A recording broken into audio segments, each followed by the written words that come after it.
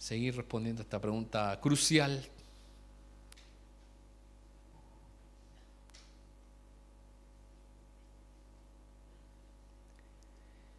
La regeneración es una obra soberana de Dios.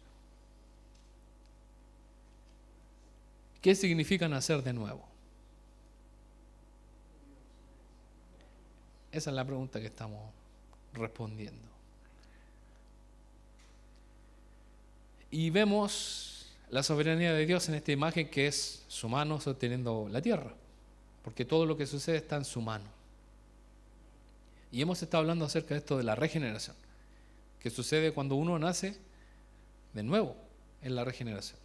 Y vamos a ver que la regeneración es una obra de Dios. Solo Dios lo puede hacer, no nosotros. La regeneración precede a la fe. Lo voy a repetir. Tómate un tiempo para poder asimilar esta frase. Es difícil de digerir. Puede echarle agüita. La regeneración precede. ¿Qué quiere decir? Que es antes de la fe. Podríamos decir un segundo antes, un milisegundo antes de que nosotros tengamos fe en Dios. Antes de eso, ya obró en su primer ápice, en su primer punto, la regeneración. Y ahí lo vamos a ver porque la fe no nace de uno. Es Dios el que la hace nacer en nosotros. Y ese toque, podríamos decir, es el toque de la regeneración. Es como una planta que está muerta. Y acaso la planta puede decir, hoy día me levanté diferente y voy a brotar. Tiene que haber un movimiento externo que cambie esa tierra seca, sin ningún nutriente. Le ponga abono, le ponga una nueva tierra, le eche agüita y la ponga en el lugar correcto. Porque las personas que algo conocen de plantas, yo he conocido por mi madre y también por mi esposa que le gustan las plantas. Que hay plantas que si usted las pone al sol se mueren y hay otras que si usted las pone a la sombra se mueren. Tiene que cambiarlas del lado. Las que le gusta al sol y las que le gusta la sombra, a la sombra. Y hay algunas medias delicadas que hay que ponerle un rato después sacarlas. Por eso se le mueren a muchas personas porque cada una tiene algo distinto. Y por eso yo creo que a los hombres no les gusta mucho las plantas porque es muy complicado. Para algo que solamente somos más prácticos nosotros. ¿Para qué sirve? Yo digo, ¿para qué sirve? No sé. Para las mujeres saben para qué sirven las plantas. Por eso se nota cuando en un lugar hay solamente hombres, porque quizás no hay nada decorativo, nada, es todo muy fome. Pero cuando hay una flor, algo bonito, es porque hay una mujer por ahí adornando y embelleciendo todo, y es verdad. Las personas espiritualmente muertas no desarrollan fe repentinamente. No es como esa planta que dice, hoy día voy a brotar. No. Para causar que Dios las regenere. O sea, las personas espiritualmente muertas no desarrollan fe repentinamente. Realmente Dios es el que causa que se regeneren. Más bien, la fe es el fruto de la regeneración que Dios realiza en nuestro corazón. Es Dios el que hace eso. Efesios 2:5 dice que a pesar de que estábamos muertos por causa de nuestros pecados, nos dio vida cuando levantó a Cristo de los muertos. Es solo por la gracia de Dios que ustedes han sido salvados. Esto yo le digo, hermano, que es difícil de digerir porque nos viene a la mente inmediatamente. ¿Por qué no Dios hace eso en todas las personas? Porque hay otros que están duros. Porque Él conoce el corazón y Él sabe cuándo van a estar listos y cuándo no. Él hace como quiere. Y esas son cosas que nosotros como cristianos no entendemos. ¿Se da cuenta que nuestra mente es limitada?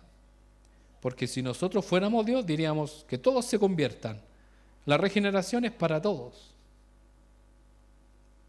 Es donde hay cosas que no nos gustan. Porque nosotros no somos Dios y nosotros no conocemos el corazón de las personas. Y Dios conoce que esa persona tiene un corazón duro. Y también Dios conoce que hay personas que aunque tengan un corazón duro, más adelante, como le decía hermano, poniéndolo en remojo, ablandándolo de a poquito, van a ser transformados. Porque Dios obra de forma diferente con cada uno. Hay personas, hermano, que alguien les habla de Cristo y dicen esto es lo más maravilloso y no tienen ningún problema y vienen suavecitos, podemos decir, al Evangelio. Otros que años se les predica. Hay otros que pasan por una religión, por otra religión y finalmente llegan al Evangelio después de un largo camino. Y uno dice, Dios, ¿por qué no pusiste la regeneración? Porque ellos no tuvieron una regeneración en otra religión o algo falso, sino en la verdad, porque la verdad nos llevará a su palabra. Yo conocí el testimonio de un joven que es veterinario, que él participaba en GBU y él era mormón. Y él estudiaba la Biblia y también el libro del Mormón. Y iba a esas reuniones media raras hasta que la luz del Evangelio alumbró su vida y él entendió que eso era erróneo. Y él dice que nadie vino diciéndole, esa es una religión falsa, no. Él, al estudiar la palabra, se dio cuenta. Y él salió de ahí, calladito, sin que nadie se diera cuenta. Bueno, él nos contaba que una vez al año hay un templo principal que no salga de acá, donde tienen toda su riqueza y las cosas más ostentosas los de aquella religión. Y donde supuestamente dejan que toda la gente entre, pero ellos nomás saben cuándo es y dónde es. Y en el salón principal tienen una lámpara que es una gema gigante, como una lágrima. ¿Y usted sabe cuánto debe costar eso? Tener una lámpara gigante en forma de lágrima. Y también tienen un toro tamaño real de oro. Y dice que pocos lo han podido ver, entre ellos él. Entonces nosotros estábamos choqueados ahí escuchando eso. Y él decía, pero nada de eso sirve si no estamos en la verdad. Porque ¿de qué sirve tener, hermanos, esas cosas? Un candelabro aquí maravilloso, hecho tallado por los apóstoles, una mesa hecha por Jesús, de nada. Esas son reliquias. Y Dios es el que hace en cada uno esa regeneración. Porque dice la Biblia que todos estamos muertos. Nacemos de nuevo, luego venimos a la fe, luego somos justificados y luego comenzamos a experimentar el proceso de por vida de la santificación. Eso es lo que ocurre en nuestra vida. Nacemos de nuevo. Y al nacer de nuevo usted es un bebé recién nacido. Entonces un bebé recién nacido puede sustentarse solo, ¿no? Necesita de la iglesia, de los hermanos, de los que lo rodean. Por eso hay muchos nuevos cristianos que llevan 1 año, 2 años y cometen errores muy feos para los cristianos. Y dicen, nunca se convirtió, no. Ven, yo sabía que la conversión no era de verdad. Es porque es un bebé. Pues todavía lo podemos ver con conductas medio extrañas para los cristianos. Diciendo garabato, fumando, tomando, haciendo cosas. Y podríamos decir que está bien dentro de su inmadurez. Pero ¿qué pasa? Los cristianos comienzan a apuntar inmediatamente. Pero se da cuenta que al entender esto nos damos cuenta que debemos esperar un poco, darle tiempo a las personas. Ahora, si lleva 20 años en el Evangelio y todavía sigue con esa actitud, Pablo ya es claro en eso después. Sáquenlo de ahí. Entonces lo primero es, nacemos de nuevo. Segundo, venimos a la fe. O sea, tenemos fe en Dios y luego somos justificados. Y luego comenzamos a experimentar este maravilloso proceso que es la santificación. Poco a poco nos vamos santificando y quitando aquellas cosas que a Dios no le agradan. Vamos a leer Romanos 8:30. Romanos capítulo 8, versículo 30. Bueno, ahí en la imagen aparece un salto de fe.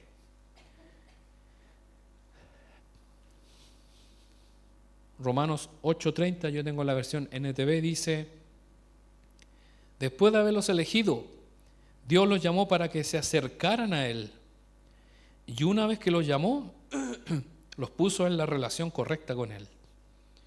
Luego de ponerlos en la relación correcta con Él, les dio su gloria. Dios nos tomó y nos acercó. Dios nos tomó y nos dio vida. Nos fuimos nosotros. Entonces, ahora vamos a entender de que la regeneración es dada por Dios y es antes de nuestra propia fe. Y esto nos quita un poco los méritos, porque no es por nuestros méritos. Vamos a avanzar ahí. El punto de partida le pertenece exclusivamente a Dios. Ahí está, tenemos la mano de Dios, el dedo de Dios, de la pintura, la creación de Adán.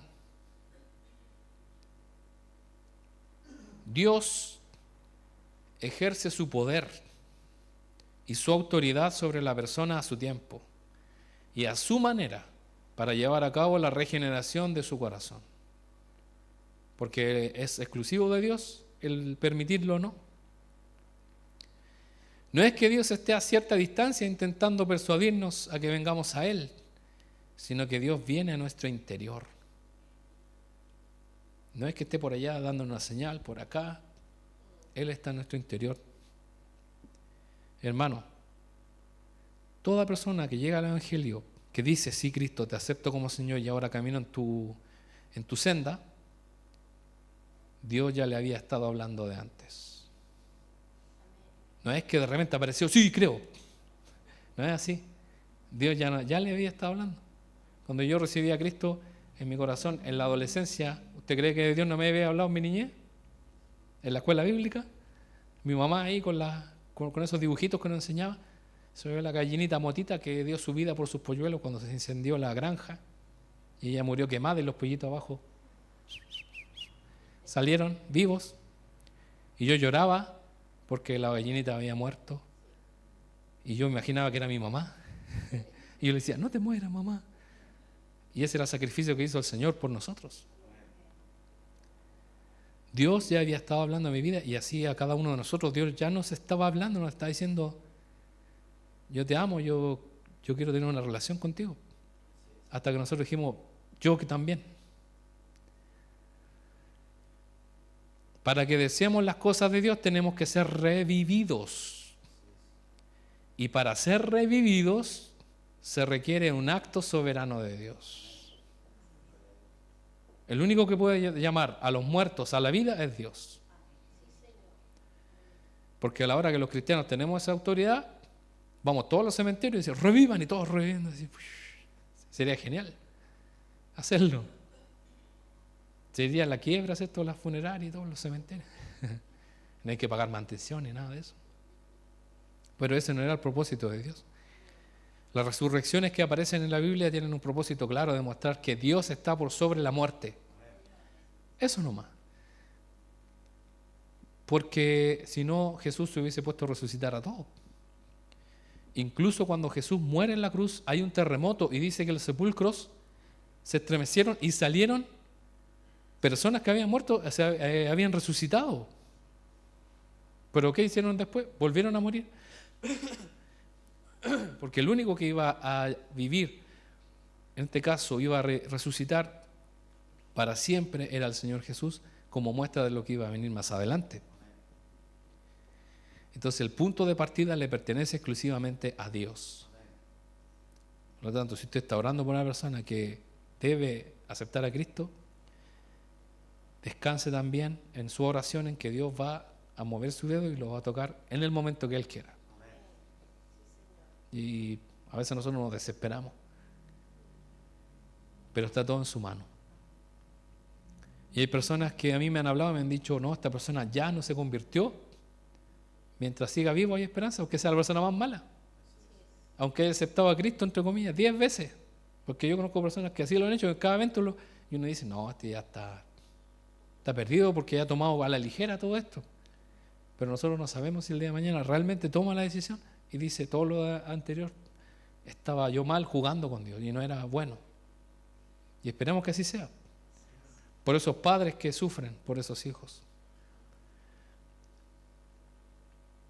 El llamado de Saulo es un ejemplo. Saulo pertenecía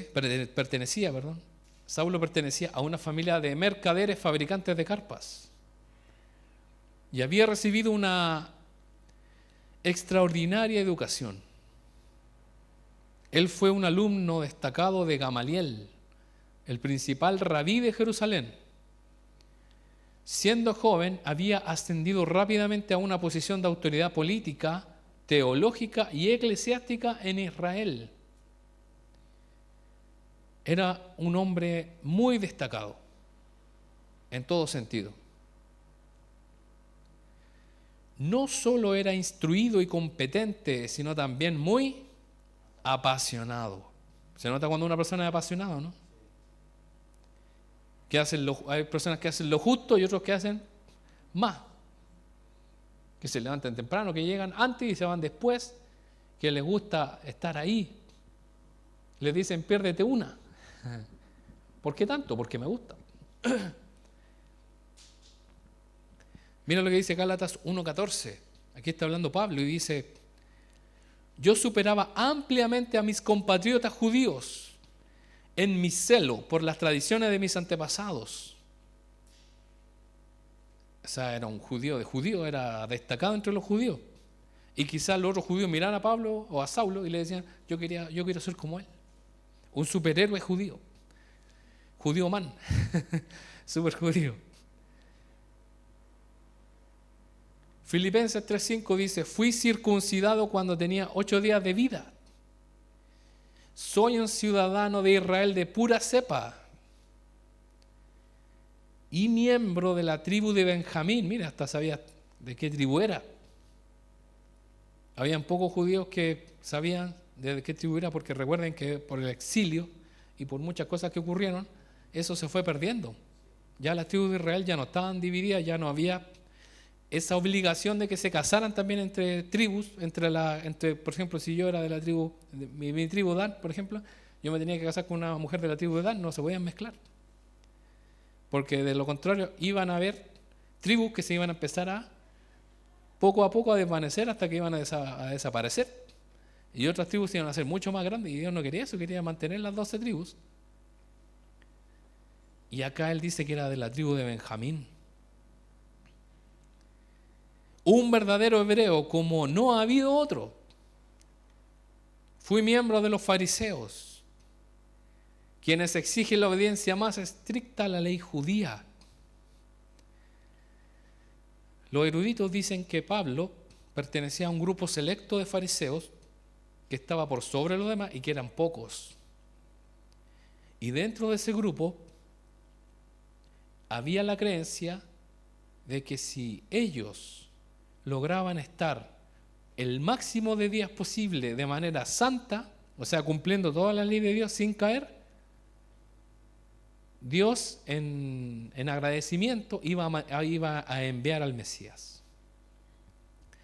Entonces los judíos, en este caso los fariseos, tenían un celo por la ley de Dios, pero al extremo. Y estos eran los fariseos, de los cuales Pablo era parte de ellos, y él está hablando de sí mismo. Entonces era un hombre muy apasionado, aparte de inteligente, muy apasionado. Saulo es llamado por Dios. La primera vez que aparece Saulo en la Biblia, lo encontramos custodiando las ropas de los que apedrearon a Esteban. ¿Eso era bueno o era malo? Muy malo. ¿Quién era Esteban? El primer diácono. Era un hombre poderoso, lleno del Espíritu Santo, que estaba sirviendo a las mesas y que se puso a predicar. Y ellos, ¿qué es lo que hicieron con él? Lo mataron, lo apedrearon, y él murió ahí en ese momento. Y estos hombres malvados, como lanzaban estas piedras, tenían que despojarse de su ropa para hacerlo más libremente. Y buscaron a alguien de ellos que les cuidara la ropa. ¿Y quién era? Saulo. Vayan, yo les cuido la ropa. Imagínense, él estaba de acuerdo. Y el libro de los Hechos lo dice textual, es como un detalle, como diciendo, ahí estaba, presenciando este hecho e incluso estando de acuerdo con la ejecución de este hermano, de este diácono. Está en Hechos 7:58, lo vamos a leer.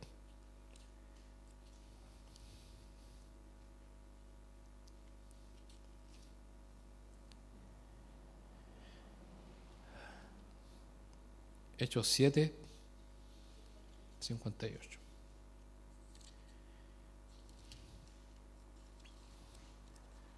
¿Usted sabe quién escribió Hechos?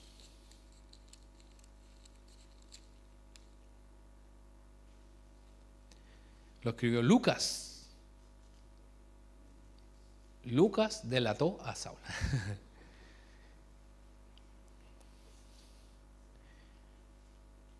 Bueno, nos vemos después a Saulo o a Pablo diciéndole, Lucas, ¿por qué no borré esa parte que no me gusta? Hechos 7:58 dice, lo arrastraron fuera de la ciudad y comenzaron a apedrearlo. Sus acusadores se quitaron las túnicas y las pusieron a los pies de un joven que se llamaba Saulo. Luego, en Hechos 8 se narra cómo Saulo persigue cruelmente a los cristianos. Es como el inicio de una historia de un hombre malvado que iba a tener un cambio drástico. Pronto, todo cambió en el capítulo siguiente, en Hechos capítulo 9, cuando Saulo está decidido a destruir a los creyentes, solicitando cartas de autorización para ir a otras ciudades, porque él no tenía jurisdicción para ir a todas las ciudades. Y él pidió, imagínense, se movió, hizo el trámite para hacer algo malo y arrestar a los hijos de Dios. Esa misión jamás se iba a concretar. Él tenía algo en mente, tenía todo a su disposición y Dios no dejó que sucediera. Y hermano, puede que el enemigo tenga todo listo y eso no va a suceder en contra de su voluntad, en contra de la voluntad de Dios, porque el Señor está con usted. El plan de Satanás era eliminar a Jesús en su nacimiento. Herodes mandó a matar a todos los niños, pero ese plan no funcionó, porque Jesús fue librado de esa muerte. Y vemos que Dios tenía un plan perfecto con Saulo. Este es el mejor ejemplo de que la regeneración es un acto soberano. Saulo no hizo nada, sino todo lo contrario para que pasara esto. Eso desde el punto de vista externo es lo que nosotros vemos. Alguien malo que va contra la iglesia, contra los cristianos. Y era cruel Saulo en este caso, porque arrastraba tanto a mujeres, a niños, no tenía misericordia. Y lo que yo le decía, hermano, la regeneración viene por una obra, una voz que viene al interior del hombre. Y le quiero preguntar, hermano, ¿usted no cree que mientras Esteban estaba predicando, él no escuchó eso? Y él dijo, no, esto es mentira. Pero yo pienso que las palabras de Esteban y de los apóstoles martillaban en su conciencia. Pero él ya tenía un estatus. ¿Cómo voy a dejar mi estatus de fariseo? Yo ya tengo mi labor, este es mi trabajo, es mi pega. Yo gano dinero, tengo mi vida resuelta, no me falta nada. Tengo admiración de la gente, soy un judío de judíos. No, esto no puede ser verdad. Pero esas palabras seguían martillando su conciencia, poco a poco. Y lo vamos a ver en lo que aparece en esa imagen cuando se le aparece Jesús. Porque Saulo no se transformó, no creyó en Cristo por medio a una visión aislada. Esto era un trabajo que Dios ya estaba haciendo en su mente y en su corazón.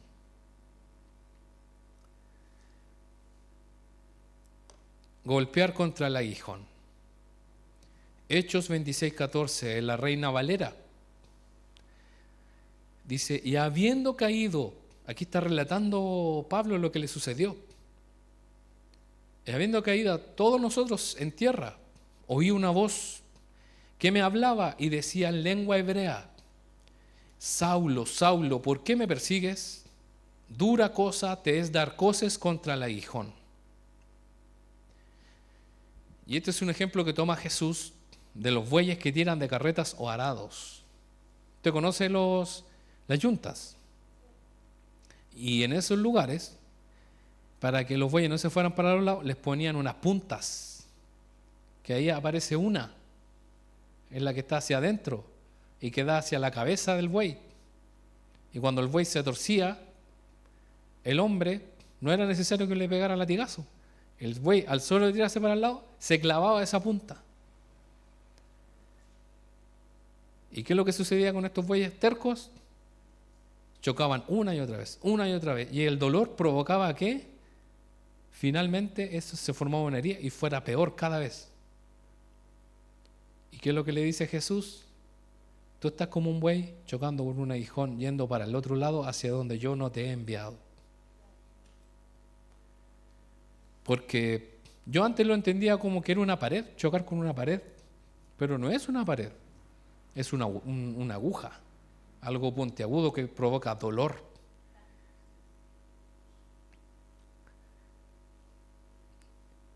Y yo creo que en su interior, en el interior de Saulo, al ir contra la voluntad de Jesús y de los apóstoles, o del trabajo que hacían los apóstoles y de la iglesia, todo lo que él hacía se le devolvía en contra. Y era algo peor.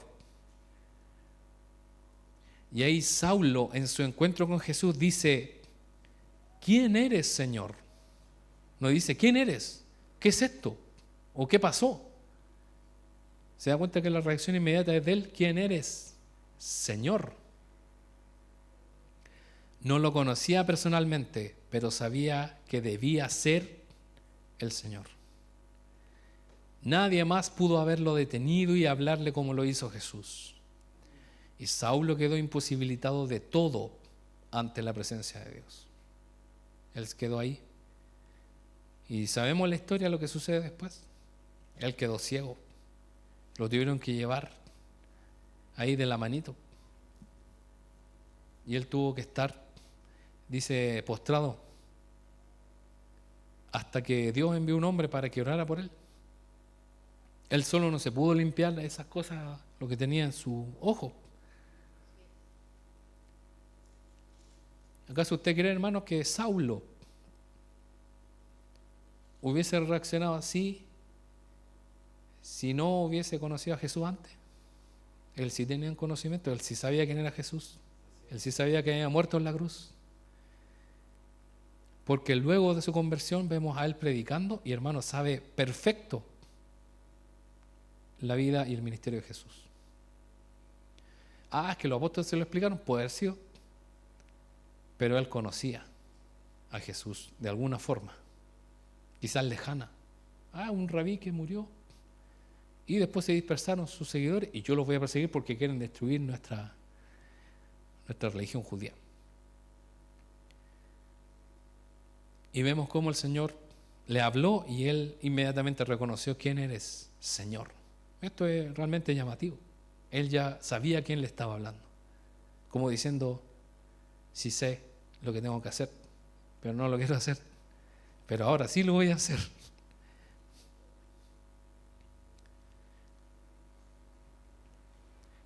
¿Te ha confrontado Dios a ti? Tal vez nunca hayamos visto una luz tan brillante e intensa yendo a Damasco. Quizás nunca hemos caído al suelo y que una voz audible desde el cielo nos hable para luego quedar ciegos. Pero ese mismo poder ha estado hablándonos y obrando en nuestras vidas desde que nacimos de nuevo. La regeneración ya estaba obrando en la vida de Saulo y él no lo sabía. La regeneración es obra del omnipotente Dios, quien tiene un poder que nadie puede resistir. Un poder que habla a los muertos y estos resucitan. Este es un poder que no tiene rival alguno. Dios soberanamente transformó a Saulo y lo redimió. ¿Ha hecho lo mismo contigo? El Señor ha hecho esto y mucho más. El Señor ha hablado en nuestra vida. Y quiero decirle, hermano, que Saulo no se transformó en un hijo de Dios obligado. Él, con el mismo celo, con el mismo ímpetu que hacía el mal, él dijo, esto es lo correcto. Su conciencia no fue cerrada, él estaba totalmente consciente y él sí quería servir al Señor. Y él se lamentaba después por el error que había cometido, los errores que cometió. Y cuando a él le pegaban, lo agarraban a palos. ¿Qué decía él? Esto es por causa de lo que yo hice. Y llevo contento las marcas de Cristo. O sea, él sabía lo que había sucedido con el Señor Jesús. Él no decía, ¿por qué? Y los hermanos decían, acuérdate nomás, lo que hiciste antes, me lo merezco, péguenme más fuerte, deme por muerto. Y Dios lo llamó porque tenía un propósito. Y porque también Saulo, luego llamado Pablo, fue llevado en un maravilloso viaje misionero. Y hermano, parte de esa labor es porque nosotros estamos acá como cristianos. Porque Pablo llegó hasta España. En una parte de los hechos dice que llegaron a España. ¿Y de dónde venimos nosotros? De alguna forma llegó el Evangelio a este lugar, pasando de generación en generación, y así va a seguir pasando. Y usted lo va a poder delegar y también entregar a sus hijos, a sus nietos, a las futuras generaciones, a personas que conoce, a sus amigos, amigas. Y esto va a seguir, el Señor va a seguir obrando en la vida de las personas. Y que oremos cada día y que Él nos confronte. Y que Él lleve nuestra vida a su voluntad. Y otro dato que le iba a dar es que no es que Dios le haya cambiado el nombre. Él se llamaba de las dos formas. Una forma era hebrea y la otra forma era en griego. Recuerden que él tenía las dos, la de ciudadanía. Entonces es la misma persona, pero fue transformada. Y él mismo yo creo que quiso cambiar, porque él también escribe. Dice yo Pablo, siervo de Jesús, no dice yo Saulo. Por eso vemos cómo Dios transforma nuestras vidas. Y esperamos que así sea en cada uno de nosotros y en quienes nos rodean. Le invito a cerrar sus ojos. Bendito Dios, te damos las gracias porque